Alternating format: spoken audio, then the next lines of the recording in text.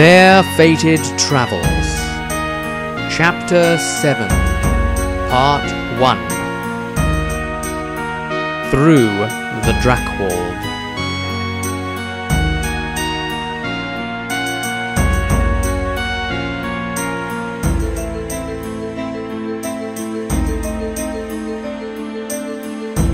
They quickly discovered that the barge had taken them to Untergard, a town in the eastern region of Middenland, somewhat south of Middenheim. As they walked from the small docking area, they saw the horror, the carnage that had been wrought upon the people. A terrible devastation had visited upon the town recently. The bridge across the river had become a focal point in the chaos incursion. Khazrak, the powerful beastman warlord of the nearby forest, had marched his armies to claim this critical point. If captured, it would have been a successful further entry point towards Middenheim. The allied armies of Order had assembled and turned the little town into a battlefield of epic proportions.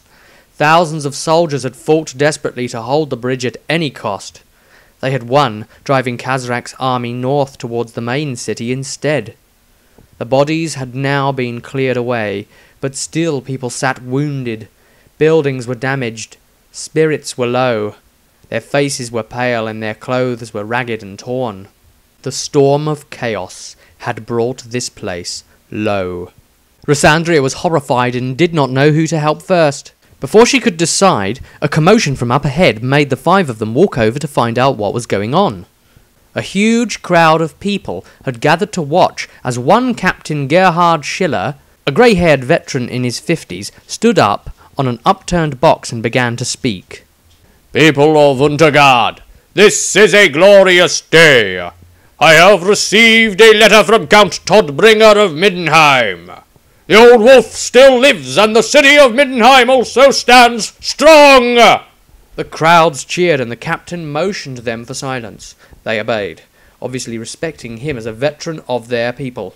He continued, Count Todbringer sends his thanks to all of Untergard for the part we played in hampering the invaders.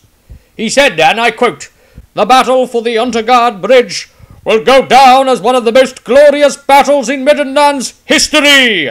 Be proud, people of Untergard, for our sacrifices have not been in vain."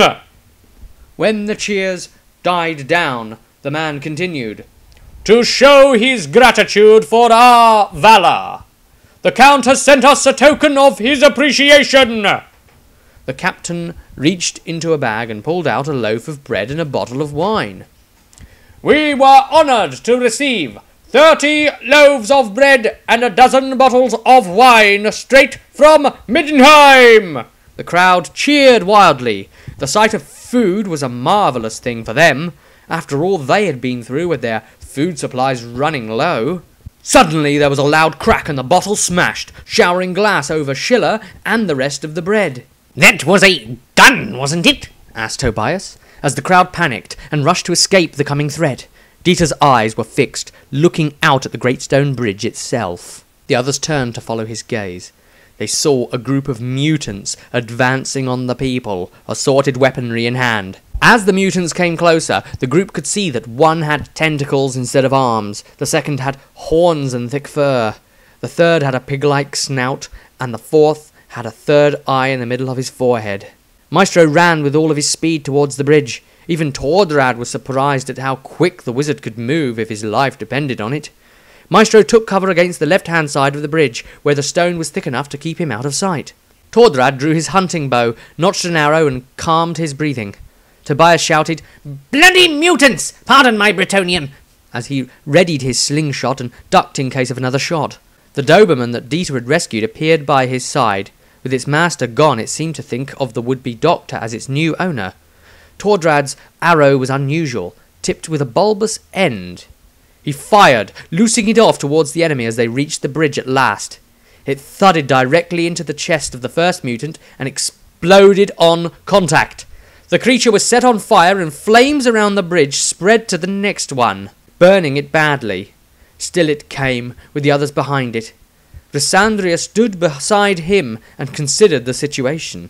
The Kislevite fired again, another direct hit, this time into the creature's leg, felling him as the result of the explosion on contact, tore the limb straight off.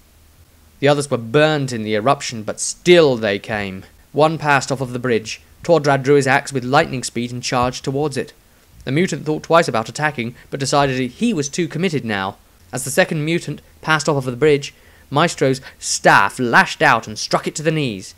His attempt to trip it was unsuccessful, but it had staggered forwards a little. The Doberman sprang forwards, grabbing the mutant's head in its jaws and shaking it about this way and that. It was left prone, bent over. Dieter smiled at the sight, commenting, "Good boy, that's brain food." As he ran towards the mutant and hit it in the back with his staff, the dog finished him off. Tordrad had his mutant on the ground, on top of it overbearingly. His axe handle choked the thing to death as its eyes bulged and its tongue fell out of its gaping, horrified mouth. Extract from the Diary of Dieter, Day 20. The Doberman has chosen me as his pack leader. I am honoured to lead him. He fights well for me and has a keen intelligence, beyond that which I see in others of his kind. We have an understanding. I do not know his name, so I have named him. From now on, he shall answer to the name of Olga. Extract from the Diary of Rysandria. We were fortunate enough not to be harmed by the mutant attack. Captain Schiller was pleased that we were present, thanking us personally. Another person appeared who was intriguing to me. She called herself Granny Moshe. I could tell that there was something unusual about her, the way she skillfully helped to heal some of the wounded citizens. I considered that perhaps she was gifted as my own mother had been. After that, a woodsman named Hans Baumer had entered the town with a sorrowful group of people in tow, people who had fearful eyes. They carried their possessions upon their backs, refugees and survivors. Extract from the Diary of Tordrad. Hans Baumer, the woodsman. He is brave man, saving those who wandered the forest without home. Then he told of Beastman army, over 200 strong, coming for Untergard. Someone in the town had translated for me. I want to fight, though the 75 or so people left would perhaps be killed if they try to hold this town. No army in sight to save us. I hate to run, but I agree with the woodsman that we should. Extract from the Diary of Maestro. By all accounts, Grimmen Hagen, just up the road, has had it bad as well, and would offer no aid. In fact, when I suggested it, everyone shifted uncomfortably and looked at me like I was a beast man. I am not yet skilled enough in the ways of magic to read the future of this town, but I know that if 200 beastmen assault, there will be no way to hold them off.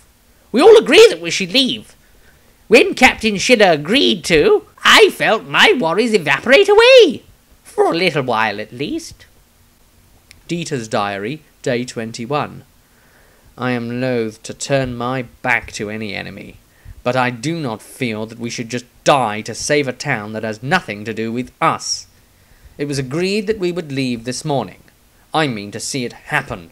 I will not allow foolish heroics to get in the way. From the Diary of Rysandria. Everyone took what they could carry, every worldly possession that means anything to them, as we accompany them on their journey north. Perhaps the skilled fighters of my group will offer some protection were they to be attacked. Granny Moshe walks with her band of orphans, those children she looks after personally. Her heart is filled with good intention, yet the others seem concerned about her. Maestro told me that he tried to feel for power emanations. He said he felt nothing. I told him that this was surely a good thing. He disagreed, stating that there was a difference between feeling no power and feeling absolutely nothing. He suggested that it was as if she was putting up a block. Very unusual in a person, and a suggestion of power in itself. He went very quiet at this and spoke to Tobias at great length. It seems the halfling collegiate scribe is quietly satisfied with Maestro's progress. He isn't telling him that, though, I can tell. He doesn't want Maestro to begin resting on his laurels. He feels he is lazy and unmotivated after all.